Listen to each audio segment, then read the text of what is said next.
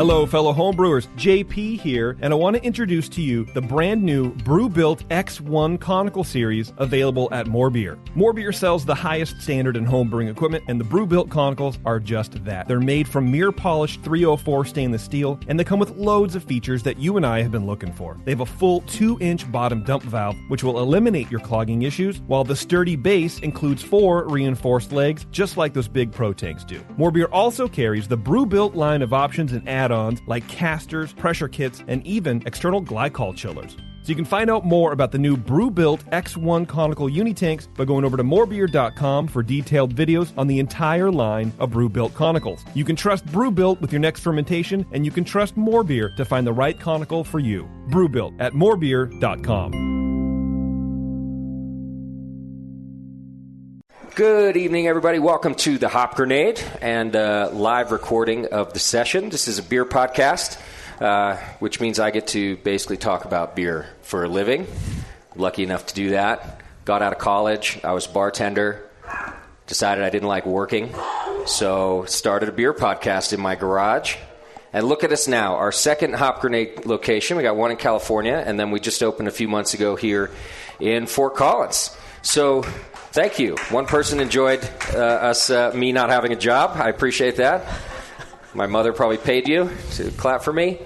So tonight we're going to be talking about Fort Collins beer, and every week on the show we have different guests, breweries, homebrew luminaries, people who know nothing about beer, so we could make fun of them. And tonight we're going to be talking about the Fort Collins beer scene. I've got 3 different guests we're going to be talking to. And with me right now, we've got Andrew from Tap and Handle, which you probably all know Tap and Handle right down the road there. My second favorite bar in town. You're welcome. That's good. Yeah. I'll take second. Yeah, my list goes like it's of course my own bar, and then it goes Tap and Handle, and then The Forge is my third favorite. Forge is killer. Yeah, it's such a great awesome bar. Place. Awesome people. Yeah, cool location. You got to walk down a creepy alley to get to it. I like bars like that. And then we've got Chris from Craft Beer Cellar here in town with us today too. So you probably know that too if you like to bring home great beer. Chris is your guy for that. And then a little later on the program, we're going to be talking to in my opinion, the legendary Peter Bouckaert with New Belgium, and now his new brewery, Purpose. So, and we've got his beer on tap tonight too, so you should check that out. So we're going to get started here. I got to be careful. I see there are some kids in the audience tonight. So earmuffs. Yeah, I'll behave myself. My staff should take bets on how long it takes me to offend somebody. Yeah, same here. The last show I did from here, I think I offended the entirety of Colorado. Because I'm new here, I'm still getting used to it, and I was kind of making fun of all the Subarus and North Face jackets. And although Fort Collins is a little different, I was kind of focusing on Boulder, but I think I inadvertently offended the entirety of Colorado. So I'll try to do better tonight. But if you do get offended, raise your hand, and then whoever in my staff wins the pool of how long it takes me to offend somebody, then I'll give them $50. That's a good deal, right? Let's get that pool going. Yeah, Andrew's already offended. Done. All right, so like I said, we're going to talk about Fort Collins beer tonight. We got a lot going on here in Fort Collins, and right here in Foothills tonight, we got Santa Claus is out there. I just heard Santa Claus.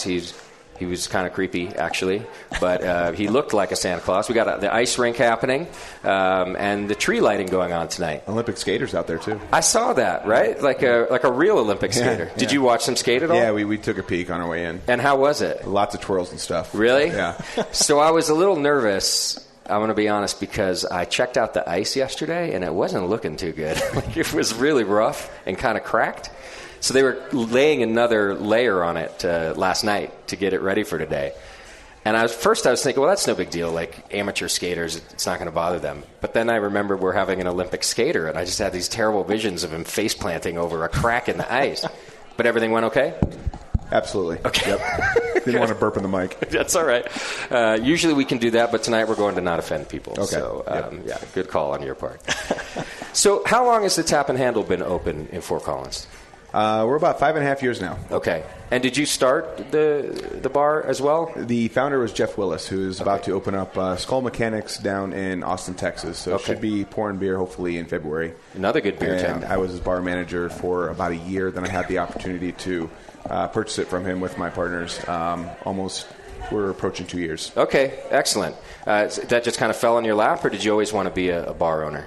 If I was going to continue to stay in this industry, not necessarily craft beer, but, bartending, bar management, things like that, then I definitely wanted to be an owner. Okay. I was definitely at the right place at the right time, and I love Fort Collins, and, I like to think I just took advantage of opportunity and what I saw, and I saw a good thing, and it's been, nothing less since. Okay. What was the beer that got you into craft beer? What was your first? Honestly, it was, I would have to say, the Voodoo Ranger. Or not the Voodoo, the Ranger IPA from New Belgium. New Belgium, yeah. Yep, I was attracted to, I was a young college student, attracted to a high ABV. Didn't even know what an IPA was.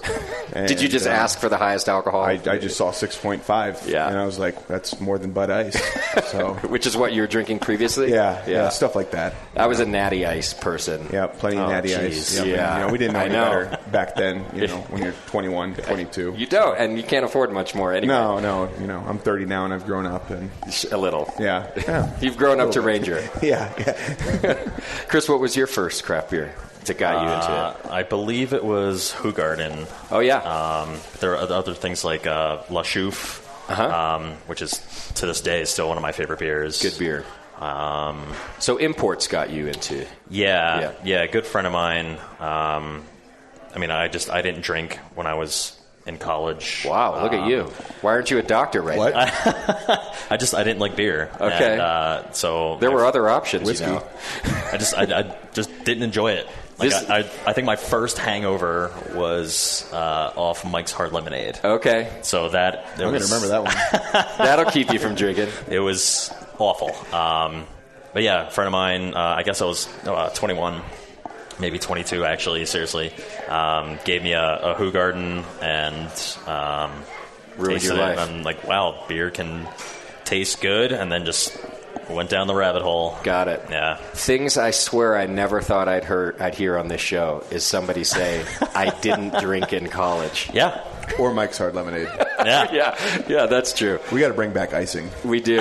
Maybe we might have one in the back. Is there one? Mine was, so I was definitely drinking Natural Light and MGD and a lot of beers like that. Nothing wrong with those beers. And I moved up to the Bay Area in California. And every barbecue I went to, every kegger had this new beer called Sierra Nevada. And I took my first sip of Sierra Nevada, and I thought it was horrible. It was like one of the worst things I ever tasted. It was so bitter. I just wasn't used to that. Yeah. But everywhere I went, that's all they had. And before I knew it, I'm drinking Sierra Nevada a bunch, and I bring myself back to the store to pick up a 6-pack of the cheap stuff.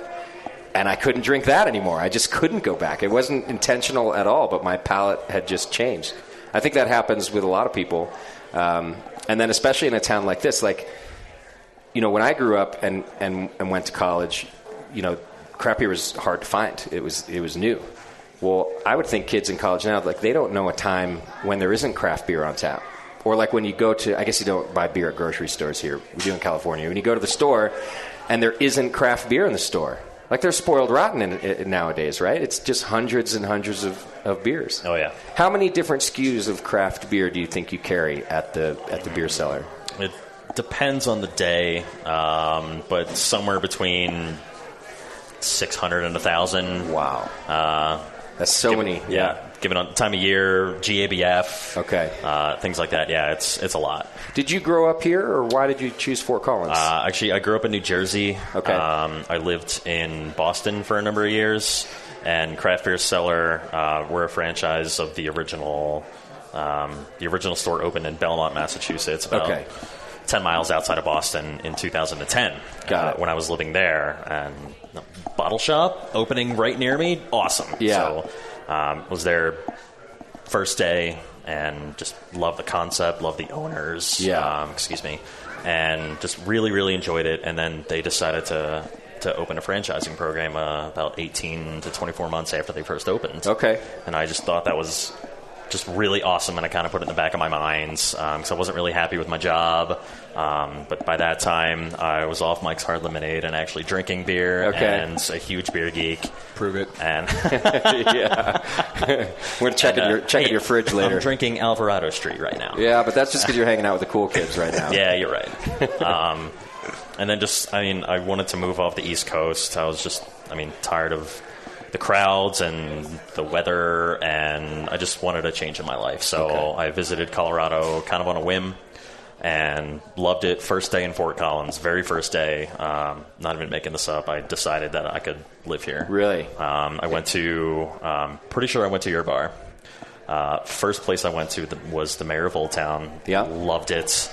And just the way, everybody was so friendly, but the way the beer scene was.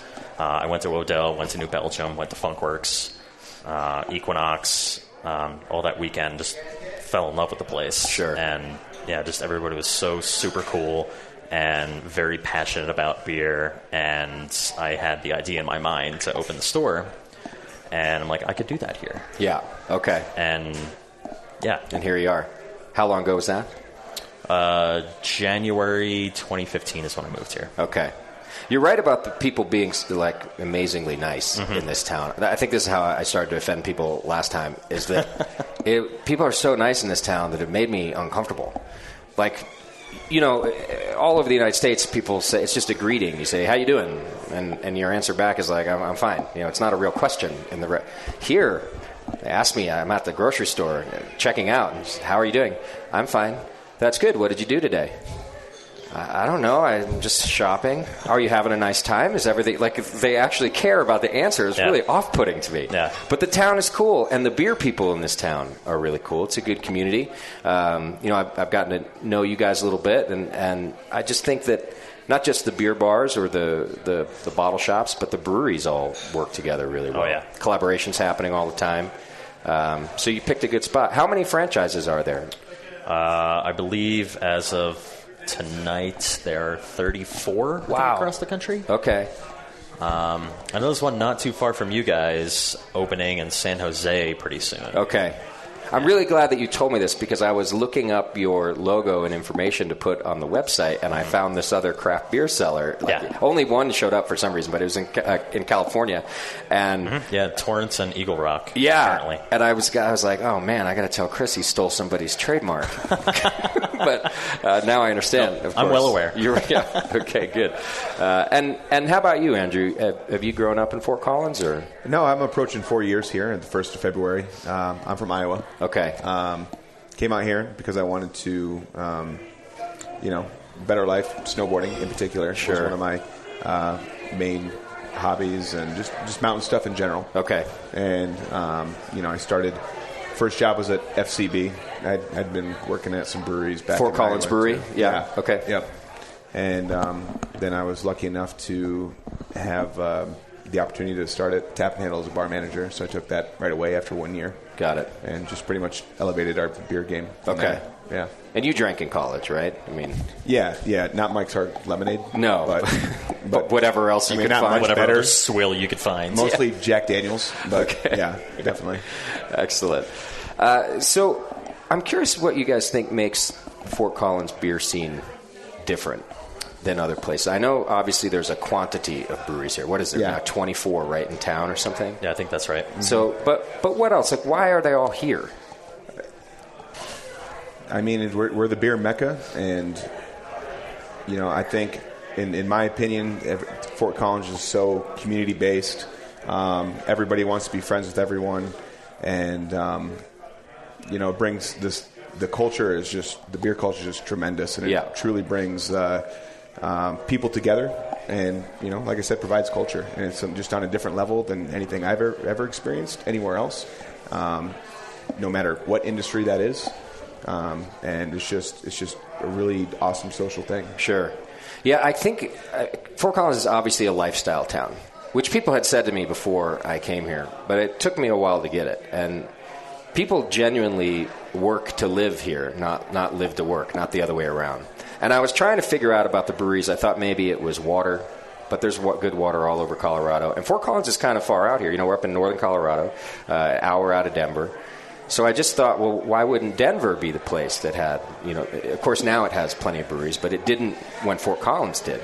And I think you're right. Like, the only answer I can come up with is it's not the water, it's not access to ingredients, it's that people just want the lifestyle of living in Fort Collins. Yeah. And breweries just kind of fit that, too. Although there are some, when we were opening up here, I'd be out front every now and then, people walking by, and they'd roll their eyes sometimes, like, oh, another beer place in Fort Collins. That's what we need. I've heard that. Yeah, like, why couldn't you open up a wine place or this? And I just like, I'm sorry, I know beer, but I felt like it was still a good fit, especially down on this side of town, in Midtown. I felt like needed a bar like this. Mm-hmm, absolutely. But our model too was to be in a place that has a ton of breweries around, so that you can get fresh beer, and then honestly, not a lot of great. And I have high standards of great tap rooms. There's a couple of us, right? I mentioned, obviously there's Tap and Handle. I mentioned Forge is a good spot. You mentioned the Mayor.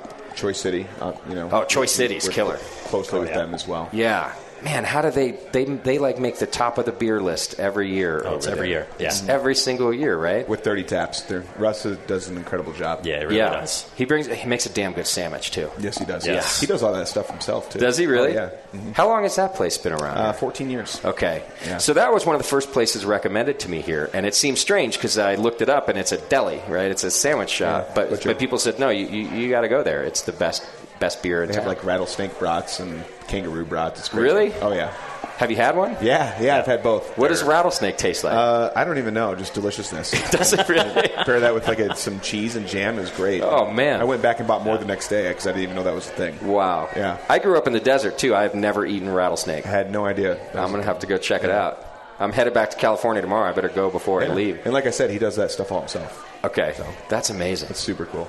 So do you think that you have to do anything different as a bar owner in a town like Fort Collins than maybe the regular place? Do you have to have an outdoor space, or is it just put on great beer like everywhere else? If you put on the great beer, I think the people will definitely come. But we definitely take pride in establishing, a rapport and a relationship with our customers. We have a good idea of what the beer is that they're looking for, and ultimately just working closely with so many of our friends around town. Sure. So you have to, in my opinion, have to be willing to work together with other businesses and, grow this platform together. Don't alienate yourself as a business and look out just for yourself, but I think that's especially that works everywhere, but I think that's especially true here. Yeah. Right. Mm-hmm. That you can't just be out on an island. No one will care about you very much. Right. Do you focus on local beer mostly, or do you care about that part?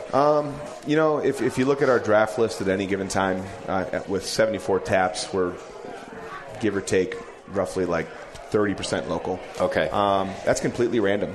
So I just look at inventory lists and beer, and I see stuff that I want that also fits in with what I need. Sure. And what I also think our customer base would like.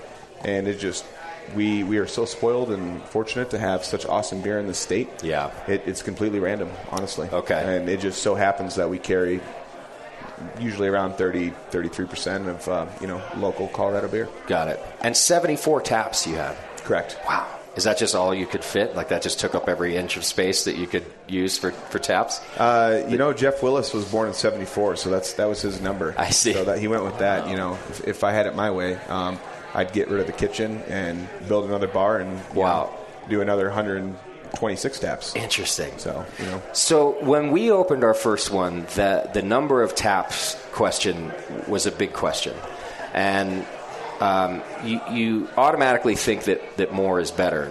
But I actually had a different opinion. I have trouble when I go into a bar that has 100 taps. It's just there's too many choices. Right. But I will mention how you do it differently, and it's why I really like the amount of taps you have and the way you do it. But we chose to have less. We have 21 in California. We have 25 here. And to me, it was just a magic number to get plenty of variety, but not be overwhelmed by choices. But one thing that you do very well is how you categorize all your beers. Right. So when I get your beer menu, I'm actually not overwhelmed. It's already narrowed down for me. Yep. I can go the hoppy beers. I can go I think you call it malty and rich. Malty and sweet. Malty and sweet. What are the other categories you do? Roasty and rich. Okay. Fruity and spicy. Got Tart it. and funky. Yeah. And you got your ciders and meads. It's a great way to do it because, like I said, it already narrows it down for me. So I just start with what I'm in the mood of.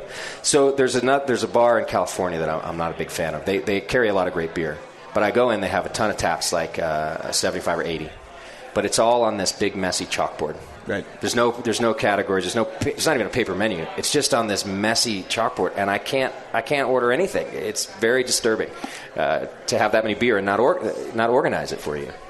And, that's something we deal with every day is seeing customers being overwhelmed. And, we definitely get a lot of tourists and traction off the street just because, we're right on the edge of Old Town. Yeah. And it's something that our staff does very well with is giving recommendations and just educating our customers at the same time. Okay. And, the first question that they usually ask is, what's your favorite beer on tap? Well, we go through anywhere from 20, 25 beers a week. And first question they're going to ask back is, what do you like? Yeah. And then they'll just throw, a few things out from there, give them some tasters. And sure. They're really good at figuring out what people like and, just educating them. Sure. Overall. Are you ever annoyed by customers that don't know enough about beer to, maybe they come in like you did the first time and just say, give me your highest alcohol, or maybe even worse, like, give me the one that's most like Coors Light? Not really, no, because, we know to expect that. Okay. It's you can tell that we have a lot of tourists in there when they just want their wheats and their browns. Got it. That kind of thing. We usually carry a brown full time, and we rotate through mostly local brewery browns like Telluride Facedown Brown, and Scott Butternut Brown, Horse Draggle Honey Whistle Blast Brown. Okay. Things like that. And but we don't do a lot of wheats because it's not necessarily a huge desirable style with just so many offerings and variety. It used to be. We have. Yeah. Like really back in the late 90s, early 2000s, everybody wanted a wheat, but it's really gone away, hasn't it? It definitely has, but yet, in my opinion, with the people that just aren't so up to date on craft beer like we are, that's definitely a good gateway. Yeah. In my opinion. Sure. So it's. And we have things that are super similar, so we always point them in that direction, and usually works out. Chris, what's your go-to gateway recommendation for a customer that comes in and says, look, I don't really know much about craft beer, I'm trying to get into it? Same kind of thing that Andrew was just talking about is getting to know what exactly they like. And same thing with his staff. My staff we're very well educated, and, we can point anybody to, if they say they wanted a Ranger, for example, that doesn't exist anymore, we can give them any number of, 6.5 is not really high alcohol anymore, but no, not at all. That's high alcohol, right? Very nice, piney, citrusy IPAs. So it's not really a question I can give you. What if they come in and answer. say, I like American light lager? That's what I normally drink, but I want to try something different. New Belgium Old Aggie.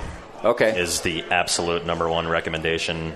Or I'll go, Wibby's Light Shine Helles. Okay. If they want to, start getting into the craft lager style. When Jack's Abbey is in town, everything Jack's Abbey, their house lager, their Hoponius Union, if they like a little bit of hops. Got it. But yeah, certainly things like that. Montucky Cold Snacks is actually a huge seller for us. I've never had that. It's just light lager from Montana. Okay. Yeah. And nothing to it. It's just, it's crisp, it's clean, it's... Got it. Yeah. I had a Helles at your place last night, Andrew. Who was that from? Bierstadt. Oh, yeah. Oh, my God, that beer's so good. No, it was a killer beer. Yes. Yeah. And I think I was saying to your bartender, Chris, that it used to be that you couldn't really get a good Helles here. People would make Helles in America. I'm not saying they didn't. But it didn't taste like an authentic Helles. And that was about as authentic as it gets. Yeah, We love it. Legit. We go down to Denver to pick those kegs up. You do? Rightfully Okay. so. Yeah. Excellent. They're gaining some traction in Denver, and there's definitely demand up here for it. And Okay. when we put it on, it's one of our number one selling beers in that category. Got it. Now, Chris, something that's different, liquor laws obviously vary by state. And the way liquor stores are set up here is different than, say, California. It's different than a lot of states where you could buy at a grocery store, or you could have a chain of liquor stores. Is it true that here you can't even really have a chain of liquor stores? Are you personally, for example, only allowed to own one? That's changing soon. Law was passed since grocery stores are going to be able to sell alcohol. Oh, I see. I can't remember the exact date. I think I want to say 2019, but I could be wrong. So how do you feel about that? I was told that the law originated to protect small business owners. Right. Mm-hmm. Although the part where then a small business owner couldn't open multiple locations seemed a little backwards. But how do you feel about that competition then if the store can carry it, the grocery? I don't really see it specifically as competition, just because we're such a niche-y kind of thing. Yeah. And I mean, we're kind of a boutique specialty store. And you're not going to be able to go into a grocery store and say, hey, could you help me find, I don't know, La Negra from La Cumbre. Sure. That's in my head right now. And they'll never have the variety that exactly. you carry. Right. It's just going to be, AB InBev products, Millicors products, and then maybe like Sierra, New Belgium, Odell, Oscar Blues, the big guys. Yeah. And they're not going to have the clientele that we have. And it's just going to be, people that are doing their grocery shopping and want to grab a 12-pack of whatever on the way home. Yeah. People come into my store and they absolutely relish our knowledge and our friendliness, and that we can recommend anything in the store that they want. Sure. So you're not going to find that in, supers or whatever. I think you make a good point. Yeah, you're right. So I can buy a beer at the grocery store in California, but I don't. I go to the local shop that's like yours, and it's mostly for variety, just to have that selection. Yeah. Unless I'm just looking to like baste a turkey or something, and then I'll just go buy the 6-pack of Sierra Nevada or whatever that's at the grocery store. Sure. But yeah. And then you have a few Sierras to drink too. Yeah. Do you guys sell kegs out of the shop too? We do. We're tiny. We've got 1,000 square feet of space, so we don't really have the cold storage. But what we do is on-demand ordering. Okay. We probably go through half a dozen kegs a month. I mean, it's not a huge volume thing for us. But if people are looking for something, we can absolutely do it for them. And that's another thing about a brewery town, too, right, is you can go to any of the 24 breweries probably and buy yourself a keg. Mm-hmm. So it would be something, I imagine, from out of state or out of town that people are looking for? But the other day, a gentleman came in and he wanted a keg of New Belgium Frambozen. So I talked to my New Belgium guy, and he hooked me up in 10 minutes. Got it. So it's awesome that he chose to come to me rather than going to the brewery. But I mean, it helps us both out. So, do you have any couple favorite beers in your shop right now that you're excited about? Let me think for a second here. I'm drinking a New England IPA. There Goes the Daytime from Stillwater. Okay. Is an exceptional double IPA. We've gone through, we'll say half a dozen cases or something since GABF. Wow. Do you get in special beer just for GABF usually? Yeah. With some of our distributors, they hook us up. Okay. And that was one of the beers for GABF. And what we like to do as a staff is we taste the beers. We try to have as many as we can that we carry. I mean, that way we can hand sell it. Yeah. Which is, separates us from literally everybody, I guess. Sure. And so we tasted it, and we're like, all right, well, that is now the best double IPA in the store until we sell out. Okay. And we just crush through it. Wow. Yeah. Double IPA is a huge seller in general. Mm-hmm. Yeah. I mean, IPA, it's the most popular style in the world. So you guys see it here. Sure. But absolutely in the store. Our best-selling beer of all time is Codename Superfan from Odd 13. And they didn't even start producing that until 6 or 8 months after we were open. Okay. And it's not even close second place. Got it. Yeah. That's amazing. IPAs, double IPAs, all the and fresh now, like hops. you said, the New England IPAs. Yep, all the hazy stuff is just instantly out the door. Yeah, so that's the new what's your highest alcohol beer. I don't know if you get it at your bar, but I was asking my bartender about this in California. I said, do people come up and ask about hazy beers? And he's like, oh, yeah, man, it's the new what's your highest alcohol. He said it happens to me multiple times a day. People come in and give me your haziest beer. Right. It's the thing. Are you selling more of those types of beers right now, do you think, Absolutely. than almost any other style? They've been trending for a few years now, and especially when Wellberg's Juicy Bits came out. Which was, I want to say, March 2016. Okay. And pretty much took over Colorado, and that's when a bunch of other, smaller breweries started to, give their take on them. Sure. I don't see them slowing down right now. We always have a healthy amount of hazy IPAs on tap, thanks to a couple of my favorite local breweries, Cerebral and Outer Range, and they're just killing it. Sure. They're putting out new stuff all the time, and we're fortunate enough to get to have those on tap, and, it's definitely created a lot of buzz. So you and I can go through that beer pretty quick on tap, and I bring this up because I'm curious about what you do about hazy beers on the shelf in bottles. Garrett Oliver just did an interview this week I was reading from Brooklyn Brewery, and he was saying he really likes the style. He really enjoys the beer, but would never make one because they have no shelf stability, no shelf life at all. And in fact, he was feeling like 15 days was about their maximum. So I'm curious what you think about that in packaged beer on the shelf. I think 15 days, me personally, by the way, that sounds really short. But I do think he makes a good point about their stability because of them not being filtered and just different things that can happen in the bottle or the can. So what do you think about that in the store? I haven't had any experience with anything going bad. Like I said, we taste stuff and we do it constantly. We always do QC. Okay. So I haven't experienced anything, getting weird. Excellent. And then there's that other fact that we just go through it so quickly. Okay. So it just doesn't even become an issue. And that's kind of what I was hoping you'd say, too, that it's flying off the shelf just like it's flying off our tap handles. So the point might be moot if people are drinking it that fast anyway. Yeah. I mean, if it sits for a few months, then... Like almost any beer, by the way. Yeah, sure. Certainly any hoppy beer. Yeah. Right? Do you keep all your hoppy beers refrigerated in the store there? Not necessarily. We rotate a lot of stuff in and out of the cooler. But yeah, we turn things over so quickly. Got it. Yeah. Yeah, we can't always do that in California either. We don't have enough fridge space. Yeah. So we try to do it carefully, right? Like the fresher it is, the hoppier it is, then we prioritize that in our cold box. And some of the malty beers, if we know that they can be in our, I don't even like calling it warm, or cool storage. Yeah. Then we'll do that and just try to rotate it that way, just to take care of things. Yeah. Cool. Well, I appreciate you guys being on the show. Yeah, thank you so much for inviting us. Is there room for more tap houses and breweries in Fort Collins? What do you think? I do think so. Yeah? Absolutely. There's go ahead.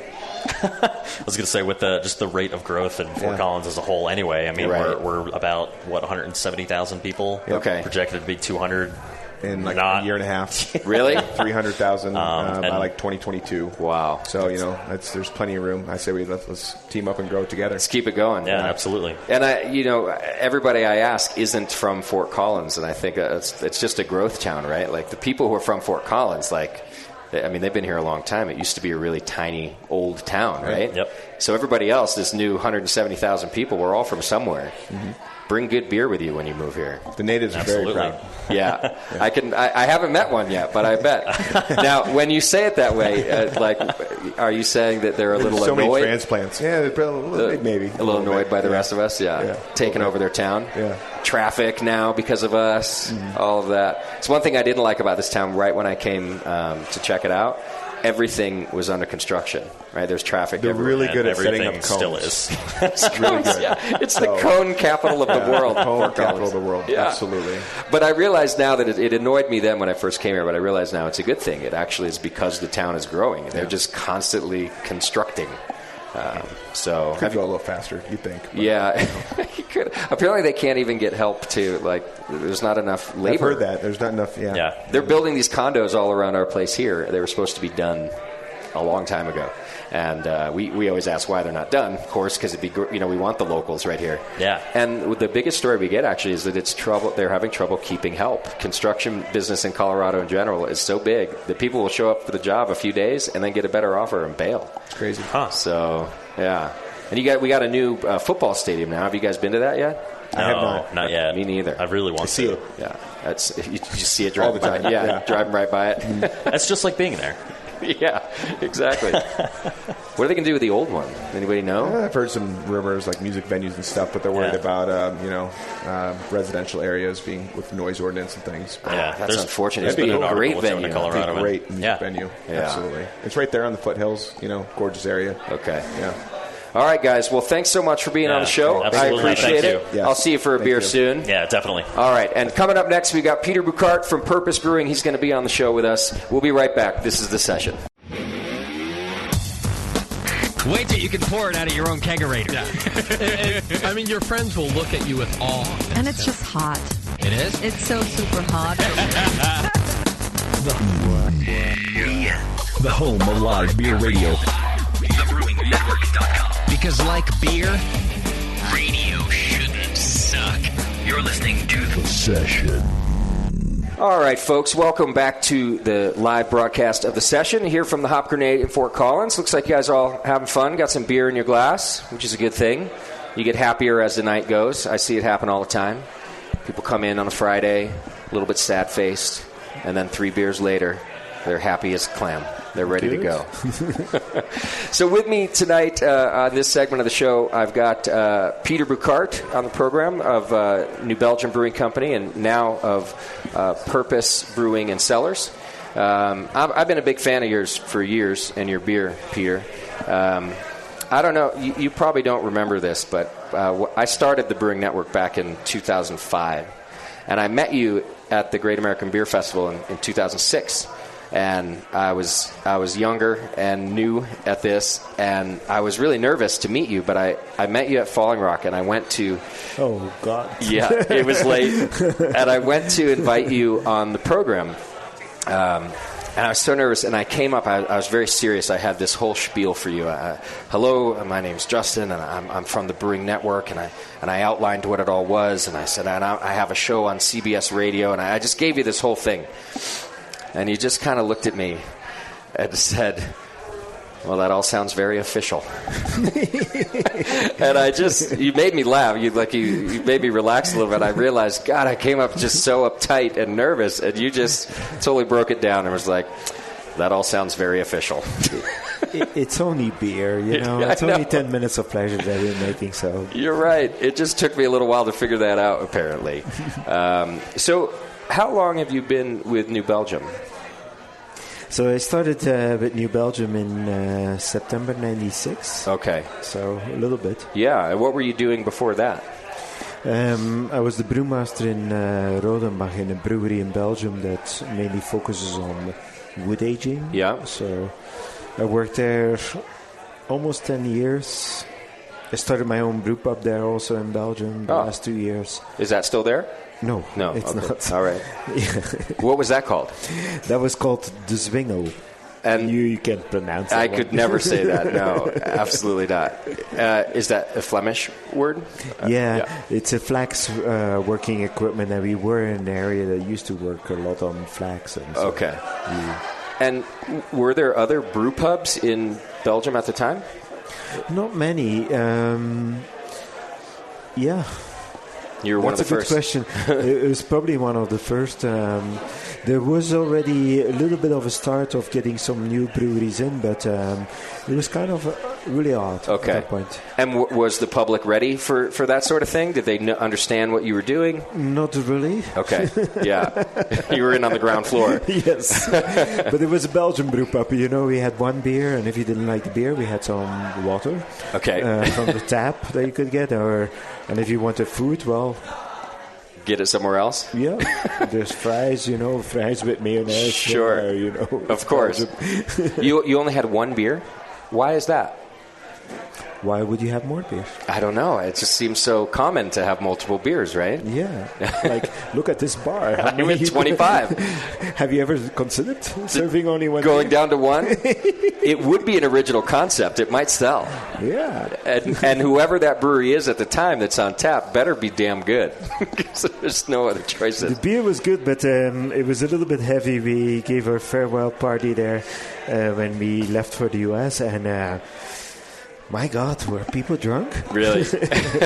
It was slightly sour, but the alcohol content was relatively high, and it drank like nothing. It was really a very good beer. Okay.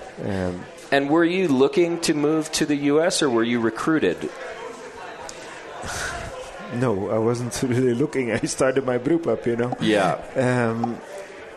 Things happen, Maybe they happen for a reason. I don't know. Sure. It was a coincidence. I met Kim and Jeff in Boston during the Craft Brewers Conference in '96. Okay. And they mentioned that they were looking for a Belgian brewer, and I was like, "Oh, good luck."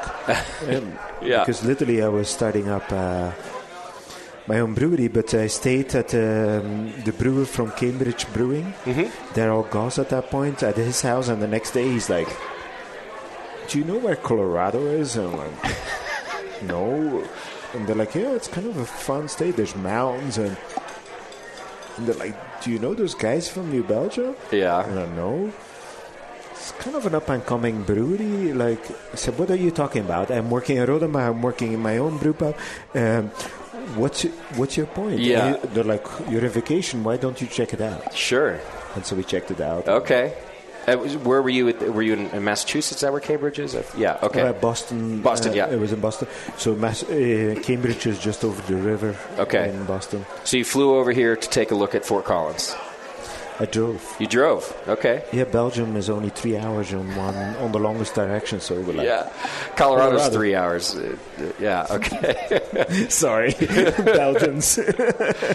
So you drove out here to look at it, and what was your first impression of little old Fort Collins?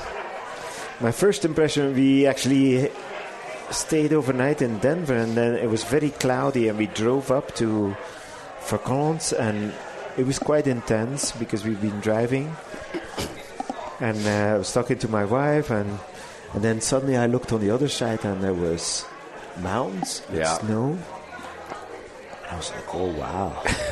Because we had seen cornfields and on the drive and cornfields, right, and cornfields and flat, and okay. And so the mountains, and then New Belgium just had moved in the current site in Linden 500, and it was a huge expansion for them, but they, as any expansion goes, they didn't have the money, and so I didn't know duct tape. It was my first discovery of duct tape. Yeah. I was like, "Oh wow, there's something to be done here." That's right.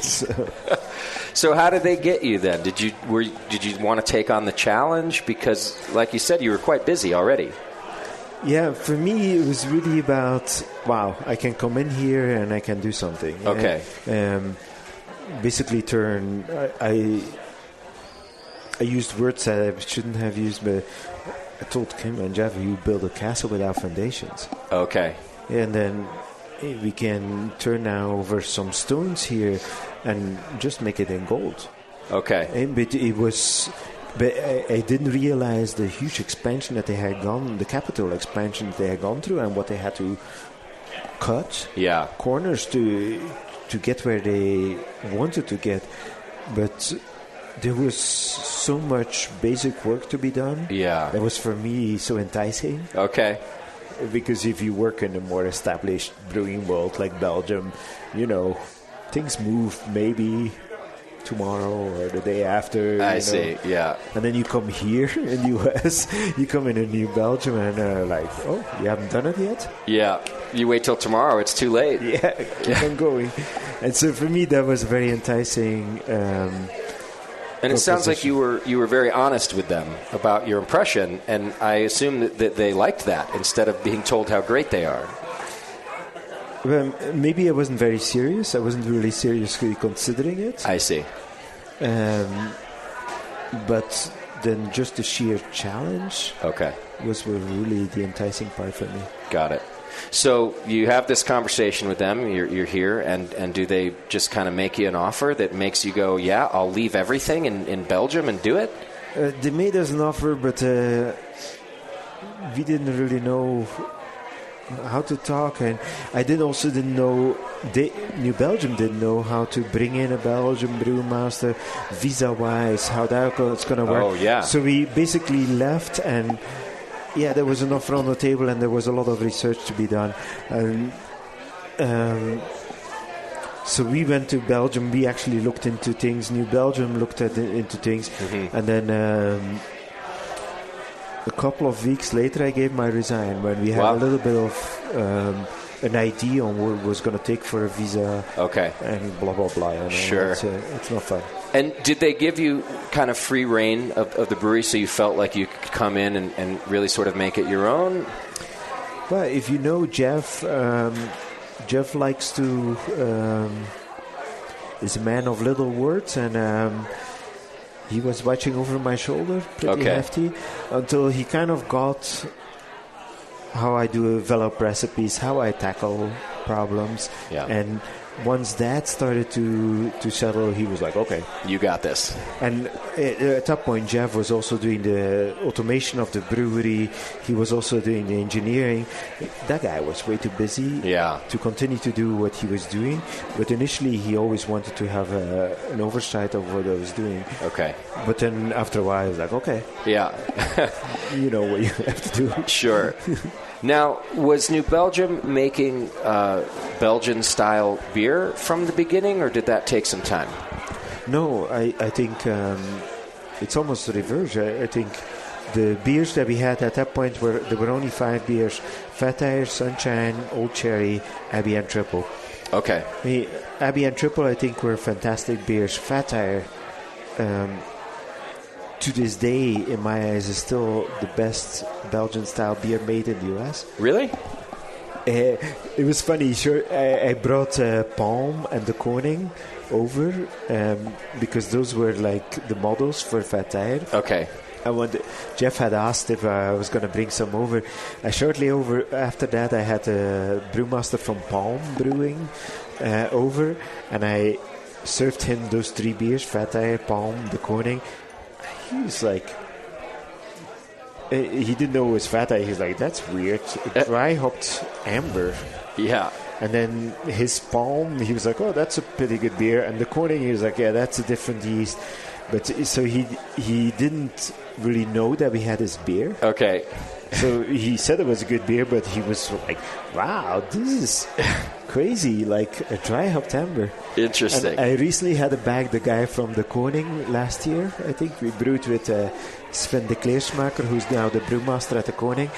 And even before I met him, he texted me, hey, I'm in Fort Collins. I said, okay, I'll come over and have a beer. Let's meet in, I think we went to the Crown Pub or something. He's like, oh, I already had a beer in Old Chicago's. I had Fat Tire. You guys dry hop that. Why the heck do you do that? Wow. Like, he was completely blown away. Of course. But that was for me such a confirmation that it's, in my eyes, the best Belgian style beer in the U.S. Interesting. You wouldn't think about that. I would never have said that. It's not sour and funky, I bet there's not know. one of my listeners who would ever think that. We're just smoking pot. We're in Colorado. And then, of course, even dry hopping wasn't a big deal back then when it was first made. Yeah, but if you look at the dry hopping levels that were used in Fat Tire, that's compared to the dry hopping nowadays. Yeah, that's a very soft. That's like a pepper and salt dry hopping. Right. And now we're dry hopping with the bulldozers. Sure. Everything you can put in there. Yeah, and more. Which you like, I assume? Do you enjoy that style of beer? Or that goes fundamental for me. Beer. I approach beer as a chef. And a chef, maybe you're going to get overly spicy or hot, but you try to make pieces of beauty. Mm-hmm. And so wherever the beauty can come from, but you're never going to, in my eyes, overdose a beer. Okay. Because it's only going to be your 10 minutes of pleasure, so you don't want to be like, here, a punch in the face, you know? Sure. You want more hops? I can put them in your tea too, you know? Right. So it sounds like you don't mind hoppy beer, but you're looking for more subtleties than something overt. If I look at a building, if I look at art, you want to have pieces of beauty, you know? Mm-hmm. And to me, that's the same for food or beer. Okay. Hey, I'm going to approach it, whatever it is, and I'm going to smell it, take a sip. Like, oh, wow. Yeah. and you better blow my socks off. You're not going to impress me if you're going to overdo anything. Got it. Alcohol. Sure. Hoppy. Bitterness. Yeah. Spiciness. Any one of those things. Yeah, but just create a piece of beauty and just wow me. You know? That's what I'm looking at. Like, if you see that one, that's pretty cute. Yep. Our glass picture up there? Yeah. Yeah. I was taken by one of my partner's son, so I couldn't say no with whether I liked it or not, really. You're not allowed to say no to the partner's kids. Yeah, maybe not. It's not a crayon drawing, so that's good. It's got some subtlety to it. Up there. I can't even see what the material is from here, but it just catches my eye, you know. Yeah. And that's how I approach life. You want to be wowed with beauty, you know. Sure. And beauty can be visible, audible. It doesn't matter what it is. Right. So, I hope you don't mind me asking. You're still with New Belgium now. Are you leaving to? Purpose is already open, though. Your new. Yeah. Okay. So,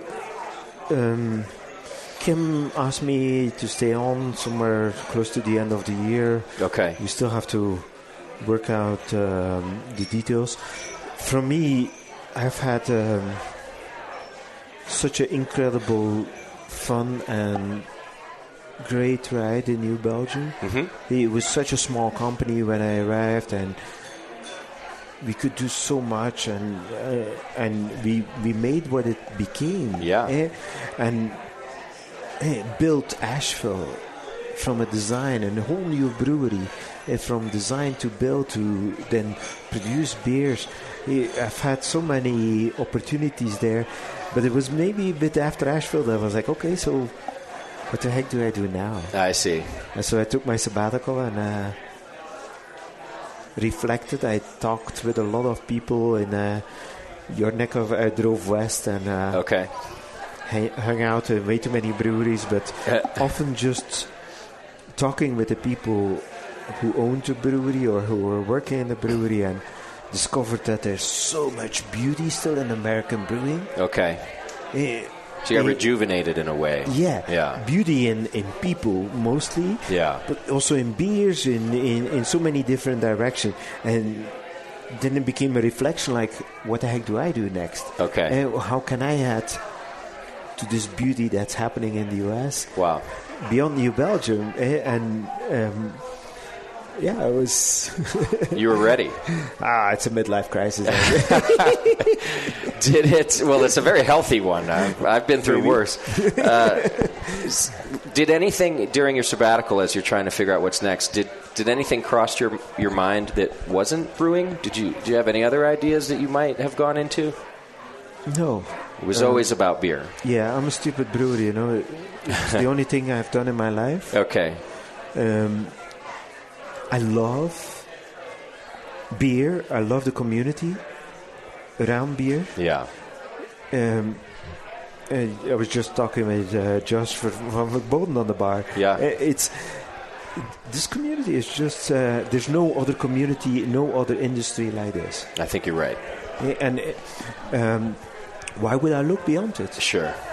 It was more just, what is it that I want to do next? Okay. And so that was the soul search. So what is the concept of purpose that got you excited, that made it different for you? So for me, it's I talked with a lot of people in this process, and we looked at medium size. We looked at one beer. You did? No, you didn't. You're a lunatic, Peter. I'm a lunatic. Yes, thanks. But challenged the whole process on like, what could we do? What could I do? And it started crystallizing more when I started talking with Zach and Laura. Okay. And so Frizzy, my wife, and Zach and Laura. And when we started talking, Zach and Laura, they wanted to go bigger. And I'm like, no. Those are your partners? Yeah. Okay, yeah. Could we go smaller? And they're like, why? And so why not? Okay. And so that one beer concept came up, and just basically how can we challenge. Once we settled more on Fort Collins, then it was the question about, we live in paradise here in Fort Collins. We have so many breweries. Yeah. We have good breweries in town. We should be proud about that. And so who the heck are we going to be? The new kid on the block? Yeah. Who are we going to be? And so then it came about challenging the thought process. And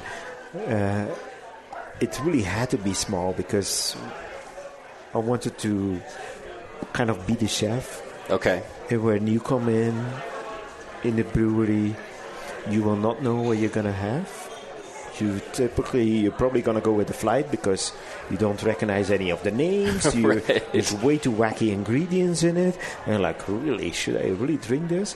And then I want to surprise you with how we use those ingredients to create that piece of beauty. Okay. Yeah, and it's not done in Fort Collins, and I think it's really additive for the community that we're in. Sure. To do what we're doing. Yeah. Yeah, and we're very small. So if we do 200 barrels a year, that's going to be an accomplishment. Now that begs the question, and I'm sure that this might have been on your partner's mind when you were talking about size, is you still have to think about profits too, and everybody wants to make a living, and, well, size matters to that. So how do you get past that? But size is a rat race. That's true.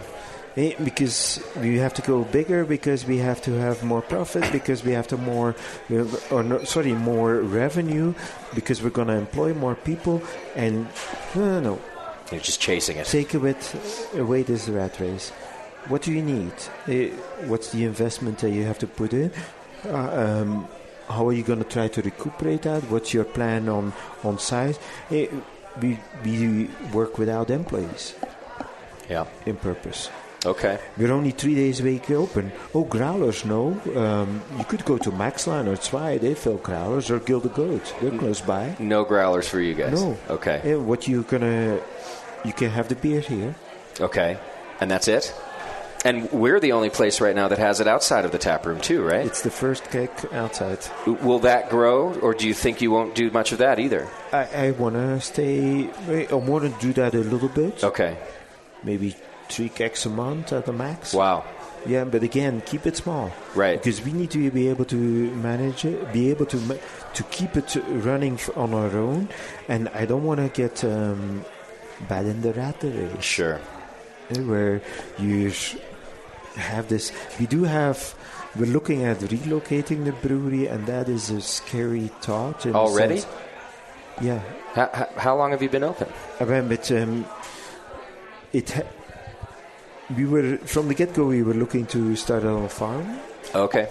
But then we suddenly were able to buy this location that we're currently in on Mason, and that was a perfect one to open. So we were looking at 2019. Okay. And so now this just happened. We do have a lease until end of August next year there. Wow. And so how do we look at the relocation? And that could be a stretch of the business. And I'm very afraid that this business stretch could stretch the business beyond what it's intended to. I see. And so that is going to be a crucial choice for us. But I think we are able to deal with it. We have people who want to help us out. Okay. The show, as people that are maybe come in the business or. Okay. But if I can keep it small, you will. This is what I'm going to be. What size is the brew house? It's a 4-barrel system. Hey, we're not the smallest in the town. See, as much as I like you, Peter, if you had come to me with this idea as a potential investor, I would have said, no effing way. I'm not doing that. But I would have been dumb because this beer in my glass is really nice. What is the beer that we have here on tap? So the beer we have on tap is the Nacht. It was probably one of the first beers we brewed. And so you kind of can see what we do with it. We dry hopped it with coconut, with some peel and some vanilla beans. We kept them all separate. We aroused the tank just to kind of see how different things were evolving, and pulled them out at the moment we thought they were enough. Wow. So it's good base beer to do other things after. Okay. And we have kept on dry hopping this with other stuff also. Oh, really? As it's in the barrels? With coffee or with Amburana wood. So we have taken it in different directions also as such. As it keeps changing? Yeah. Oh, that's excellent. You really are like a chef now. But I think it's a good reflection on what we want to be with Purpose. It's that we're just going to wow you. Yeah. We hope you're going to consider this as a piece of beauty. If not, we have 3 other beers on tap.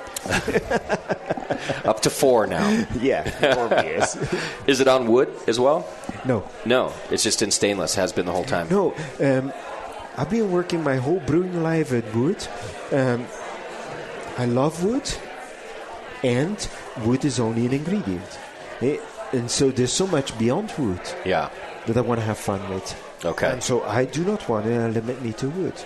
Okay. Wood is a tool. It's the ingredients of beer are knowledge, experience, and creativity, and wood is just in the level of a tool. And so, you use barrels, but you use barrels just as a tool. Okay. And so, we're serving every week a different barrel, and we try to contrast them every week substantially. We had a very high Brettanomyces beer last week. This week we have something that's actually kind of spicy is the wrong word, but there's it tastes like cinnamon, almond, and some rub spices. But it's a beer that had whole cherries in the barrel. Okay. But you don't get the cherries, you get fruitiness. But if you don't talk cherry, so every week we try to contrast with a different barrel what we're going to serve. I see.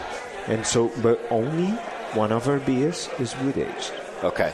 At any time, only one. Time. Or maybe we have had weeks that it was 2, But don't keep an arm. We had almost a beer that became a flagship, and we pulled it. Okay. Because I don't want to make flagship beer. Right. You don't want to get bored again. Yeah. I understand. So that part, I don't think sounds too crazy. I think that sounds creative. I also think that even the market now wants that. We're not so impressed with flagships anymore. We're impressed with seasonals and change, and even here, it's why we rotate taps so much at Tap and Handle. I know they do the same thing because we want to come in and see a different beer every day. So that part, I think you got right for sure. Yeah, and we also live in a community here all together in Fort Collins, that people are so beer savvy. Yeah. And they will try it, Yeah. They will be honest also what they say about it. But this is so wonderful. We live in paradise as brewers right now because we can make whatever we want. True. And people will give it a try, and they will be vocal about it. They love it or they hate it. Beer should be passion. Yeah. But we can do it. Yeah. And it's thanks to Tap and Handle. It's thanks to... You guys have helped building where we live in. We just live in beer paradise. I think you're right. Well, and the beer nerds, I'm one myself. They helped us, build the house for them to come have beer in. It's what they ask for too, So, I built the bar that I wanted to hang out at. It's what we did in California here too. And then the same was with the beer selection. It was the type of selection I wanted. But, we have done that as a community because I still remember the day that we first brewed or started selling. Oh, Kim was like, what are you going to do with all those fooders that you're buying? Are you going to sell it? I'm like, selling. But then the first trying to sell a sour beer here was... Back then. And what fruit do you get? And people are naming fruits. And I'm like, okay, there's no fruit in it. Huh. Right. Do you drink wine? What do you think about the acidity level? Do you think... and it took so much momentum. And now you go to a bar. Oh, yeah. And you can ask, what sours do you have on tap? Exactly. It's amazing, yeah. Hey. We've had too many sours on tap before. I come in and said it's ridiculous with these sours right now. The first sour beer I had, it was also at Falling Rock. It may have been way back in 2006, and it was a Cantillon, the rosé. And I took a sip, and And I made this face like it was the worst thing I'd ever had. But what came out of my mouth after it, I was like, oh, wow, that's amazing. It offended me, and I loved it at the same time. And I've been hooked ever since on sour beer. I'm going to die completely at ease when we serve Bud Light sour. I might have some in my garage. It's been there for 10 years. That will be amazing. Then we can all retire. We'll know it's come all the way around. So in the Nacht, you mentioned coconut and vanilla bean. Is there any other ingredients besides malt and hops? So the malt is all from a local malt house here in Troubadour Malting. Oh, I'm going to try to book them, actually. They just came across my radar. Yeah, because even in that, I think we have also the distilled side, but then on the malt side, it's been so beautiful to see. We have Twyla here who in Wellington who only does gluten-free grains. Yeah. Crazy. Wow. Fantastic. Okay. If you hear her story, for you it would be. Yeah. But then Troubadour Malting, Root Shoot Malting, there's a whole industry developing around us. Sure. Hey, we've been playing with the squirrel barrel, but now on the wood side we have innovation also. Yeah. Wow. Life is way too beautiful. So when I was sitting at Tap and Handle last night at the bar, a guy sat next to me, and I mentioned you're going to be on my show, and he told me to ask you about this square barrel nonsense. And the way he was talking about it is because you add staves as you want them, so you're more controlling the wood flavor this way. Can you describe what this is? Right, the concept, you need to take a couple of steps back. The concept comes from a shortage on barrels. There's roughly 2 million barrels input in bourbon right now in the world, and there's only 500,000 barrels of wine barrels made. For brewers, we're typically on the second row to get new barrels. Okay. Wine barrels are way too expensive.